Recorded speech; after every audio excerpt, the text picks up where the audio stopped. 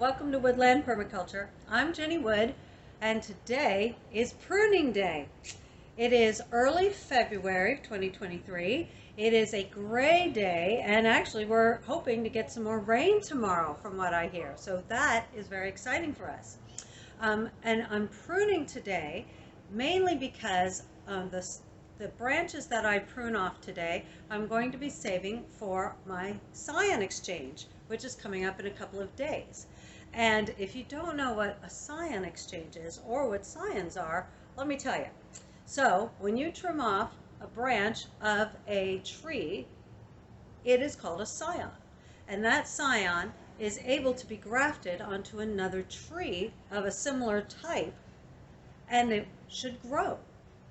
And I do this scion exchange through the local California rare fruit growers of San Joaquin Valley, and they love to graft and to grow scions and to share scions and to do all those great things so that they can have a huge diversity of fruit in their gardens.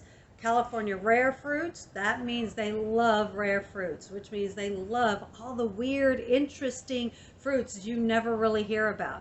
And so, but one of the things they love to do is graft and share each other's scions so that everybody can have an abundance and have a lot of great diversity, which is a permaculture principle, having the diversity in your garden so that when there's trouble, and maybe some things don't work or some things die, you've got a diversity of things you can fall back on. So what else do I want to tell you about pruning day? Well, I'm going to be going to probably 4 or 5 of my trees, and maybe only sharing scions from 3 or 4 of them. And I will be showing you a little bit about how I do the pruning and what tools I use. You've probably seen a couple more of these in my channel, and so this will be very similar to those, but I always like to keep you updated as to what I'm doing in my garden, and it's been a long time since I've had a video. So this will be a great day to do that. Let me first tell you a little bit about the tools that I'll be using. First and foremost, pruners. So I've got these fairly good pruners. I like the ones with the curves so that we know they're going to cut right through the branch. I also have a larger pair of loppers, which can get bigger branches and ones that are farther away because it has a nice long thing. In fact, I think this is a telescoping one if I need to.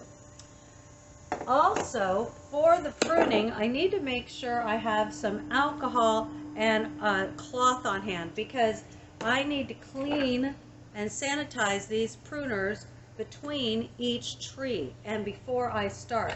It is very important because diseases are prevalent, and especially now when it's still winter and it's still cold and moist, those can lie dormant, but they can still, be everywhere and kind of thrive. And so we want to make sure that everything is clean between each tree so that we don't spread any kind of diseases. So that's that. Now, I also have a few extra tools that I need for the scion exchange. So when I prune each one of my trees, I'm going to want to put those branches or scions into a little plastic bag and label it. So I have some tape. I would normally use masking tape. I don't have masking tape. So I have this old plastic mailing tape, and I will use that instead. Hey, buddy. Alex is here. You can't see him, but he wants to help, as always. And I have a Sharpie that I'll be able to write the variety of the scion that I'm sharing. So let's see, is there anything else? I don't think so. I think that is it. So with that, I think we're going to go ahead and get started, and I'll start with my trio of stone fruits. All right, before I get started, I wanted to show you the grafts, or some of the grafts that I did last year. You might remember my video from last year when I did grafts, and some of them worked. Okay, 2 of them out of a dozen worked, and those 2 both happen to be on this tree right here, which is my Babcock peach tree. So I'm going to zoom in, i.e. move my camera closer. Here is one of the grafts that I did, and you can tell that it's a graft because you can still see the plastic that I wrapped around to make the graft. here's a label. The problem is it all faded. So I don't know exactly what this was, but I think it was an O. Henry peach that I grafted onto here. And let's see what that did. Here's the graft that I did. It was a really long graft right here. And then these up here are the new growths. In fact, I think it started growing along in here somewhere, and then it's got some new growths up at the top. This one is probably going to get pruned off today. This one right here is probably going to get pruned off today because it's broken and dead. So I'll be pruning that off. But this was a really good graft, and I was really excited that it worked. And then the other graft is down here, the other one that worked. This graft was like this long, and then this is what grew. So it grew quite a bit, yes, last year, which is actually really good because you see these branches right here, these created a bunch of shade. So I might prune some of these back to help this get a little more sun. It does have a little label on it. It came from UC Davis with a group of scions that we got from UC Davis, and so I can't read that right now, but it's, whoa, Alex is here. Thanks. It's an unusual variety that may not even have a name yet. So, all right, so let's go ahead. Oh, first, before, I need to show you a graft that did not work. So this is a graft that I did last year. This is on my other tree. This is my pluot, my Flavor King pluot, which is, I got one pluot off it last year, and it was the best thing ever. And I'm hoping for more this year. But I tried to graft this on here. I can't remember what it was. It might have been a plum or another pluot or something, and it did not work. This is the scion that I put on it, and there's no growth on it whatsoever, and none of these little buds even look like they're going to work. So today I'm probably going to take this tape off right here and just remove that graft and maybe prune it a little bit. And here's another one up here that didn't work. This one right here. A nice big fat one that was really tall, but nothing ever grew on it. So that one also didn't work. And so I'm going to take those off. And this year when I do my grafting, I'm going to have to label it better so that it actually stays. There's Alex. Alex! Hi, Alex. Hi. He's wanting to help. Okay, here we go. We're going to start. Okay, here we are at my Santa Rosa plum. And she doesn't need a whole lot of pruning. I think if you remember last year from my video, I pruned a whole bunch off the top to keep it at a height that I can manage. And it hasn't really grown a lot since then. So I may only cut a few things up off the top just to kind of keep it down. But otherwise, the things that you need to worry about when you're pruning are first, cutting off dead things. Second, cutting off things that are crossing because they're going to get in each other's way. Third, oh, here's Alex again. Come here, buddy. You want to be on the video? Here we go. All right. He'll stay with me for about 5 seconds and then he'll want to go. And then third, you want to get things that are growing in the wrong direction. So if they're not growing in the right direction, if they're in a funky angle, then that's another thing you can prune and to get off. Some of the other principles about pruning to remember, and I love this because this is interesting stuff. Okay, this is unusual for him. The branches have a hormone, a growth hormone in them that usually goes all the way to the very end of the branch and tells that branch to grow mostly from the end and to keep getting longer. Whoa, there he goes up onto the wall. And that growth hormone works very interestingly. So that when you have a branch like this, I'm going to be pruning this branch because it's kind of curving down. I think it had a lot of plums on it last year and it pulled it down, and so it's way down and now it's curving towards the ground. So I'm going to prune that one off, but I'm going to be strategic about how I prune it. That growth hormone that's in here is mostly up here at the top. So if I cut just that very tip off, most of that growth hormone will be gone, and all of the growth hormone that's in here is going to try and grow all of these little sprouts that are coming out the sides, all of these little buds. Those will get bigger. But if I were to cut it way back at the base, leaving only maybe 1 or 2 buds at the base, for some reason that growth hormone tells that 1 or 2 buds to keep growing and getting really longer. I think it's because when you cut off the tip, the growth hormone is spread out among all of these tips, whereas if you do down here, cut down here, then it's only focusing on 2 little buds, and those buds are going to grow really long. So keep that in mind. So this particular branch, I have my very clean pruners here. So this particular branch, I think I don't want to cut it too far back, because I want it to get bushier instead of just one long branch, because this is what happens if it's going to be too long. So I think I'm going to prune it right about here, which is right above a bud that's about to grow. Actually, no, I don't like that bud. I like this bud right here that wants to point up. You got to also look at all the buds and which direction they're going, so that you know that when that bud starts growing, it's going to grow into a direction you like. This bud is growing kind of down and towards another branch, so that's not the bud I want. The next bud up is pointing up, which is a better direction for a branch to grow. So I'm going to cut it there. Last thing I'm going to tell you before I cut.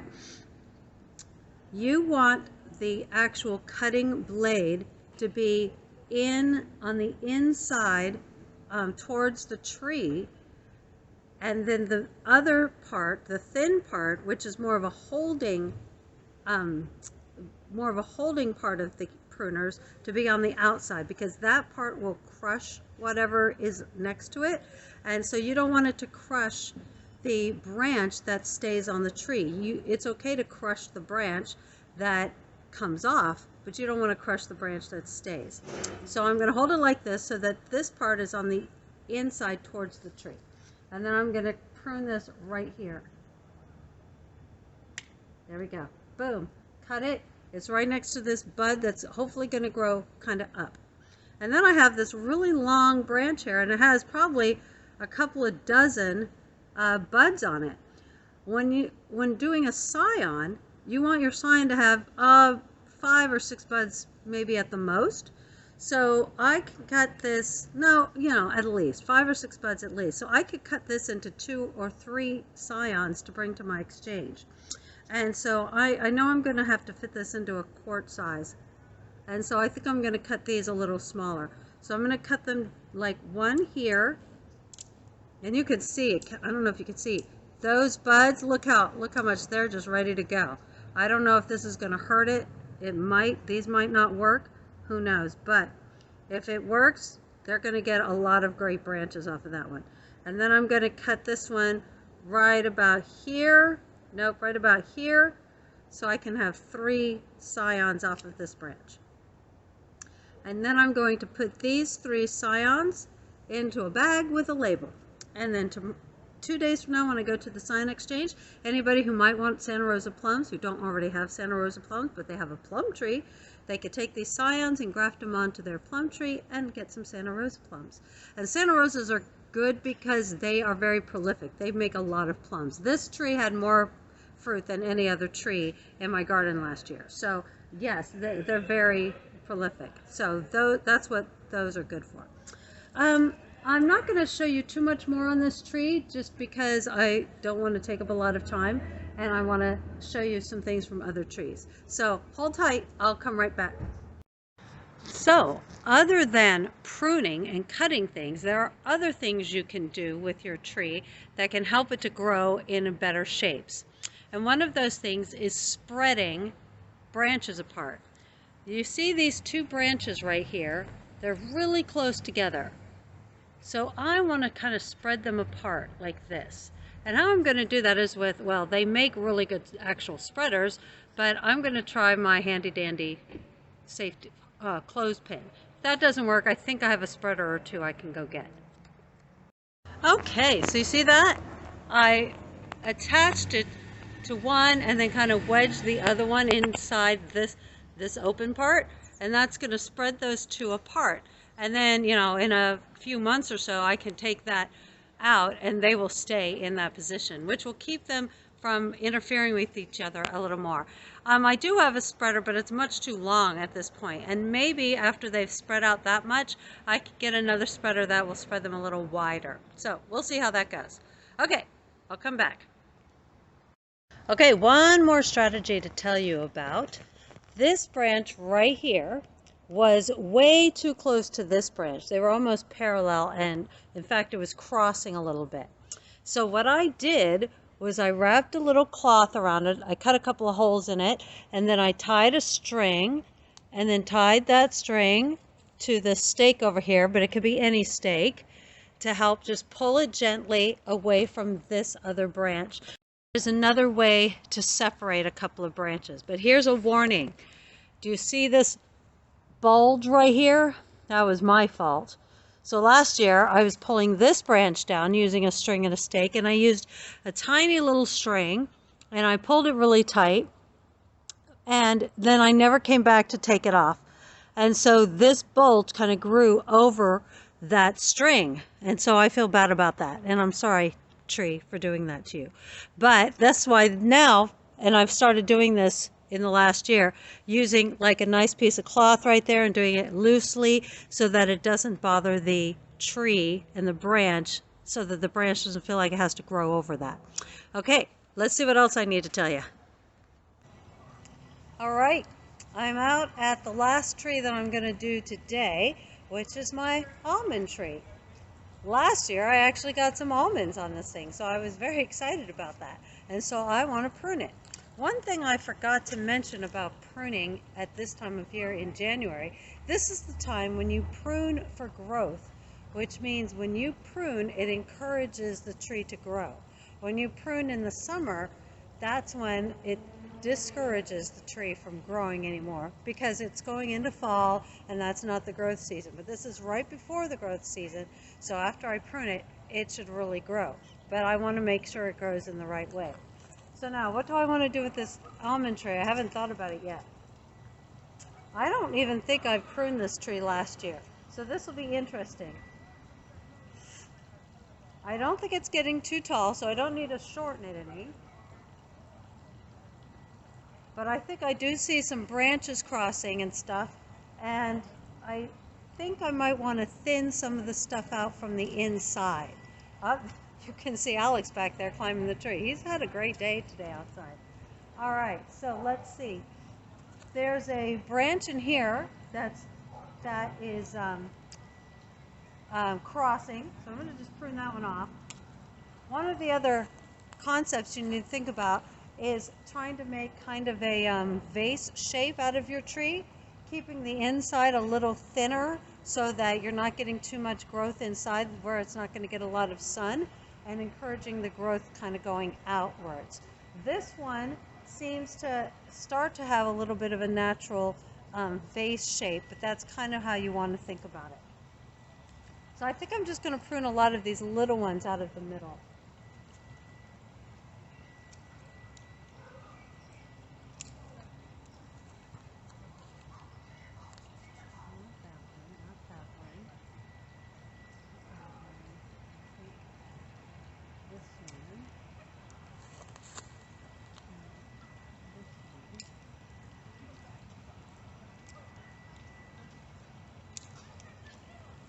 Okay, I've started to thin out in the middle here. And I'm taking out some branches that are too close together or crossing and who might obstruct each other. And also just to give it more light and more air in the middle of it.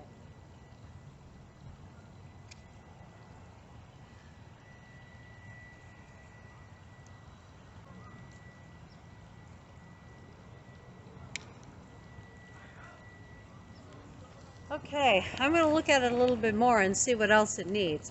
But I think that's about all I'm going to do today. I still have to get to my apple tree, but it's getting late and cold, and so I don't think I have time to do that today, and I'm not using any of those scions for the scion exchange anyway. So I think for today we're good. I also need to start pruning my grapes, which are over there, and I think that might be about it. So the apple tree and the grapes are about all I have left after today. But hopefully I've taught you a little bit more about Pruning and Scions and the California Rare Fruit Growers. If you're in California, it's a great group if you really like to grow fruit. Take a look at those. Otherwise, I think that's all that I have.